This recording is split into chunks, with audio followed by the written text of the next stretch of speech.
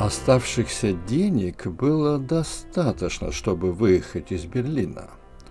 His remaining money was enough to him to leave Berlin. Но для этого пришлось бы порвать с Людмилой. But that would mean shedding Людмила. А как порвать? Он не знал. And he didn't know how to break with her. И хотя он поставил себе сроком неделю, and also he had given himself a week to do it in, и объявил хозяйке, что окончательно решил съехать в субботу, and had told the landlady that he had finally decided to leave on Saturday. Ганин чувствовал, что ни эта неделя, ни следующая не изменит ничего. Ганин felt that neither this week nor the next would change anything. Уехать бы, тоскливо потягивался Ганин. To leave, muttered Ганин, stretching listlessly. И сразу осекался. А как же быть-то с Людмилой? And at once stopped short. What would he do about Людмила? Ему было смешно, что он так обмяк. It was absurd how flabby he had become.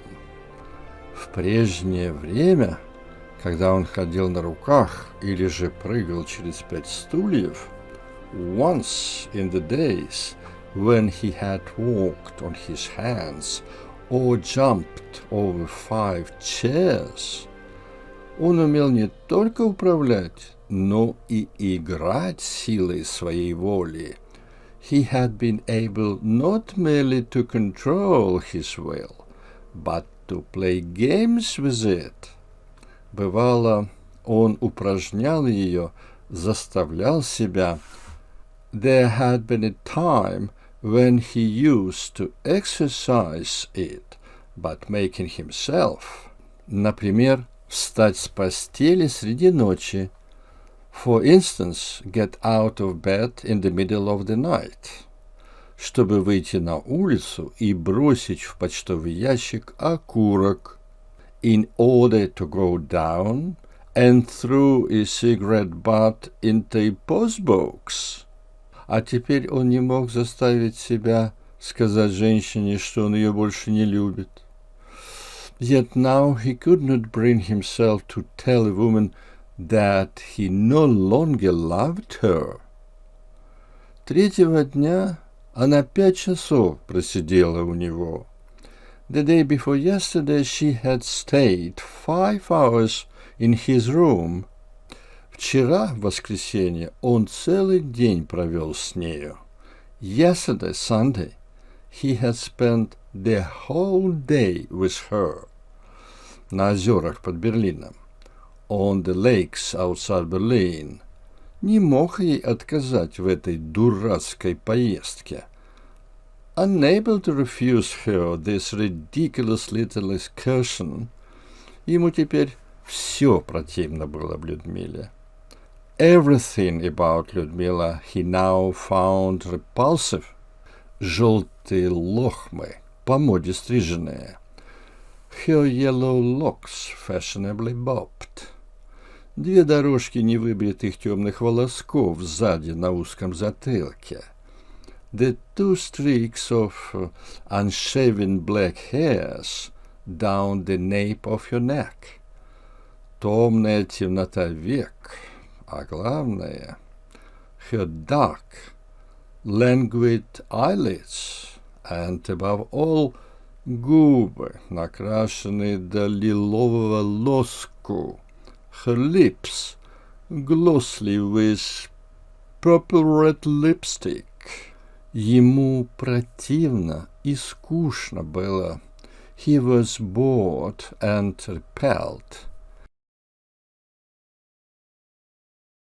Когда после схватки механической любви она, одеваясь, щурилась. When, as she dressed, after a bout of mechanical lovemaking, she would narrow her eyes, отчего глаза ее сразу делались неприятно мохнатыми, which at once gave them an unpleasantly shaggy look, и говорила: «Я, знаешь, такая чуткая, что отлично замечу», and say: «I'm so sensitive, you know, that I shall be able to tell at once, как только ты станешь любить меня меньше, when you don't love me as much as you used to». Ганин не отвечал, отворачивался к окну. Гаnin, without replying, turned away toward the window, где вырастала белая стена дыма, where there rose a white wall of smoke. И тогда она посмеивалась в нос. Then she would give a little nasal snigger и глуховатым шепотом подзывала: «Ну, поди сюда», and call him in a husky whisper: «Come here». Тогда ему хотелось заломить руки. At that moment he felt like wringing his hands, так, чтобы сладко и тоскливо хрустнули хрящи, to make the joints crack in delicious pain, и спокойно сказать ей: «Убирайся-ка, матушка, прощай», and say to her: «Get out, woman, and goodbye». Вместо этого он улыбался, склонялся к ней. Instead of that, he smiled and bent down to her. Она бродила острыми, словно фальшивыми ногтями. She would run her nails so sharp that they might have been artificial, по его груди и выпучивала губы, моргала угольными ресницами, over his chest and pout, and flutter her coal-black eyelashes, изображая, как ей казалось, обиженную девочку, капризную маркизу, in her performance of a slighted girl or a capricious marquise. Он чувствовал запах ее духов, в котором было что-то неопрятное. There seemed to him something sleazy in the smell of her perfume. Не свежее, пожилое, хотя ей самой было всего 25 лет. Stale and old. Also she herself was only 25. Он дотрагивался губами до ее маленького теплого лба. As he brushed her hot little forehead with his lips. И тогда она все забывала, ложь свою. She forgot everything, forgot the falsity, которую она, как запах духов, всюду влачила за собой, which she trailed around everywhere like her scent. Ложь детских словечек, изысканных чувств, the falsity of the baby talk, of her exquisite senses, орхидей каких-то, которые она будто бы страстно любит, of her passion for some imaginary orchids, каких-то По и Бодлеров, которых она не читала никогда, as well as for Poe and Baudelaire, whom she had never read. Забывала все то, чем думала пленить. She forgot all her fictitious charms, и модную желтизну волос, и смугловатую пудру, her modishly yellow hair, sultry face powder. и шелковые чулки поросячьего цвета, and piggy pink silk stockings, и всем своим слабым, жалким, ненужным ему телом, with her whole feeble, pathetic, unwanted flesh, припадала к Ганину, закинув голову. She would press against Гаnin, tittling back her head. И, тоскуя и стыдясь, он чувствовал, как бессмысленная нежность, bored and ashamed, Гаnin felt a nonsensical tenderness, печальная теплота, оставшаяся там, где очень мимолетно скользнула когда-то любовь. A melancholy trace of warmth left where love had once flittingly passed by, заставляет его прижиматься без страсти к пурпурной резине ее поддающихся губ, which caused him to kiss without passion the painted rubber of her proffered lips. Но нежностью этой не был заглушен. Also this tenderness did not succeed. Спокойный, насмешливый голос, ему советовавший.